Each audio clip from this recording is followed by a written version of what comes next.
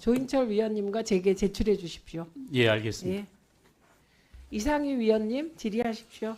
예, 여러 가지 말씀들이 많았습니다만은 뭐 신속 심의라는 부분들은 실질적으로 그 방송이 가질 수 있는 그 영향이 굉장한 거 아니겠습니까, 위원장님? 예, 맞습니다.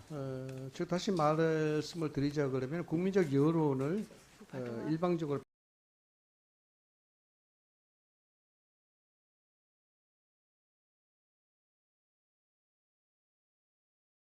심의 대상에 올라가는 것은 그런 여론에 심단 영향을 줄 수 있는 방송에 대해서 심석심의권이 많이 올라간다. 저는 그렇게 봐집니다.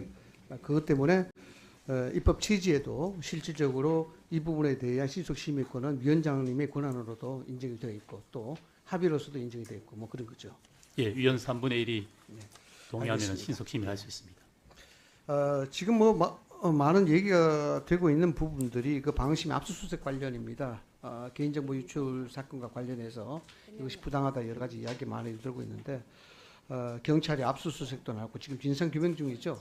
예, 그렇습니다. 공공기관을 상대로 민원을 제기한 국민의 사생활, 개인정보 이거는 엄격히 보호돼야 되는 것입니다. 그건 어떤 경우라도 그렇죠. 그런데 여기에 개인정보가 특정 정파적 목적을 가졌다든가 또 이익적 목적을 가졌다든가 그런 세력들에 의해서 입수되거나 그것이 일종의 정치적 공세라든가 다른 이익적 공세 수단으로 악용된다는 것은 용납할 수 없는 것 아니겠습니까? 저 그렇게 생각하는데. 예, 맞습니다. 그래서 이게 단순 실수에 대한 유출이 아니고 편파적인 의도에 따른 고의적 유출이다 이러면은 엄중하게 법적 처벌을 받아야 된다. 저는 그렇게 생각합니다. 그래서 중범죄죠. 그 민원 사주라고 표현들을 많이 하시는데 이것이 일종의 개인정보 유출에 대한 악의적 프레임이다. 저는 그렇게 봅니다. 위원장님, 이거 지금 민원 신청인들이 이 개인정보가 유출됐기 때문에 곤욕을 치르고 있죠. 예, 여러 가지 정신적 고통을 호소하고 있는 걸로 알고 있습니다. 네, 오늘 또 증인으로 민원 신청이 포함되어 있고 또 형사 고소행 등으로 소송 진행 중이고, 네, 이게 어느 실에서 이분들에 대한 개인 정보를 받아서 증인으로 불렀는지 모르겠습니다만은 오늘 제가 이분들이 나오시든 나오시지 않든 이것이 일종의 2차 가해다 저는 그렇게 보고 있습니다. 어떻습니까, 그 위원장님? 국회라든가 감사원 이 감사기관이 있지 않습니까? 감사기관이 있으면은 개인정보 요청을 많이 받지요. 예, 예. 그때는 어떤 형태로 서류를 제출합니까? 저희들이 일체 개인 민원을 신청한 개인의 정보는 일체 외부에 공개하지 않고 있습니다. 공개하지 않고 있죠. 예, 맞습니다. 오늘 민원 출석에 관한 부분들은 전달 받았습니까? 저는 그냥 언론 보도를 통해서 봤을 뿐입니다. 방심위에 개인정보 요청을 안 했습니까? 이 증인에 대한 그런 요청 없었고요. 특별하게 받은 건 없습니다. 이게요, 옛날 그 소방청 관련돼서 보면은 국회 녹취 파일을 제공할 경우에도 119 신고 접수 정보 및 대화 내용 녹취록을 개인이 알아볼 수 없도록 보호 조치해서 제공해야 된다는 게 개인정보보호위원회의 결정이었습니다. 이게 굉장히 중요하다는 겁니다. 대한민국 헌법 1조가 민주주의 공화국이죠. 여기 헌법 20조에 보면은 양심의 자유, 표현의 자유 등등이 언급이 되어 있습니다. 제가 왜 이 말씀을 드리냐 하면은 민주주의 사회가 간섭을 받지 않으려면 개인정보에 대한 이 부분들이 자유롭게 보장이 돼야 되는 겁니다. 그렇기 때문에 개인정보에 대한 것은 그 무엇보다도 엄중하게 다뤄져야 되는 부분입니다. 그래야 여기에 대해서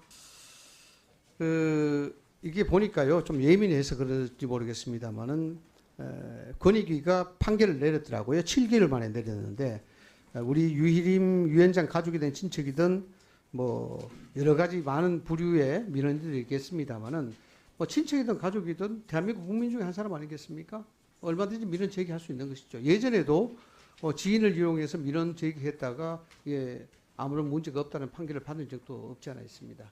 그런 점에서 이 내용은 권익위가 사실상 민원을 제기한 분들이 순수한 공익 제보자라는 정상 지위에 해당이 된다. 그리고 방심인 노조 유출자에 대해서는 범죄 혐의가 상당수 의심된다. 그런 결론 내렸는데 이 내용 알고 계십니까? 예, 알고 있습니다. 이 내용을 읽어보면요, 이 민원에 제기하는 부분에 대해서 특정을 한다거나 또 어떤 한계를 짓는다거나 이런 건 있을 수 없다라고 이야기합니다. 그런데 여기 민원 사주라는 말이 들어가서 이게 프레임이 덮어씌운 거예요.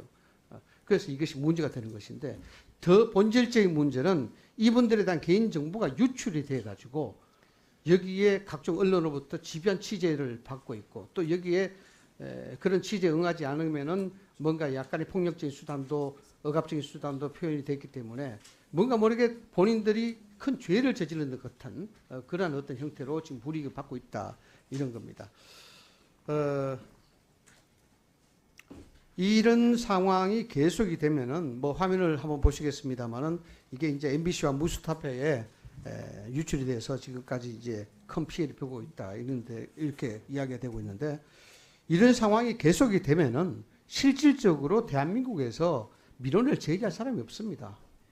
개인정보가 다 유출이 돼버리고 여기에 민원을 누가 넣는지 여기에 대해서 다 드러나는데 누가 여기에 그렇게 되면은 우리가 헌법상에 이야기하고 있는 민주주의라든가 표현의 자유라든가 등등을 기반할 수 있는 그런 개인적 자유 자체가 제한이 되는 거예요. 어떻게 보십니까? 예, 의원님 말씀에 적극 동의합니다. 이 셀프 민원이라는 얘기 많이 공격당하셨죠? 예, 그렇습니다. 위원장님 그 방심위 뉴스타파 안건 언제 상정됐습니까?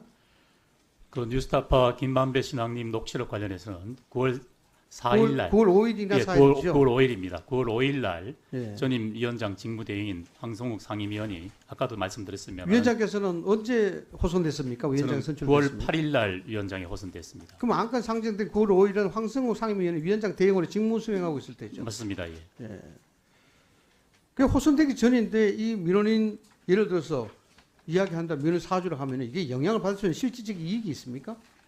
아닙니다. 이미 저 안건은 상정됐는데 제가 누구를 동원해서 민원을 넣으라고 지시할 사항도 아니었고 그리고 개인 민원인 내는 사람들은 오직 공익적 목적에 의해서 민원을 제기한 것뿐입니다. 그 일반 위원으로 있긴 있었죠.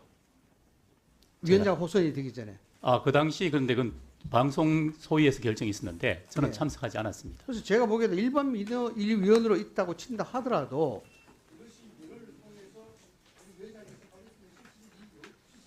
전혀 없습니다.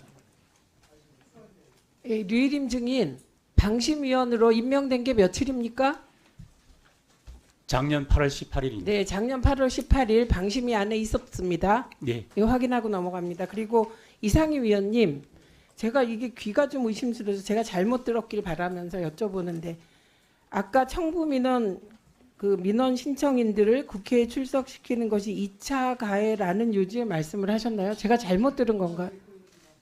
2차 가해라고요? 아니요, 제가 안 물었습니다.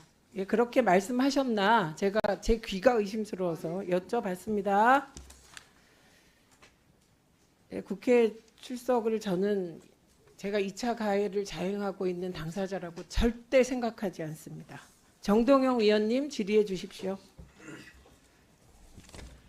행정법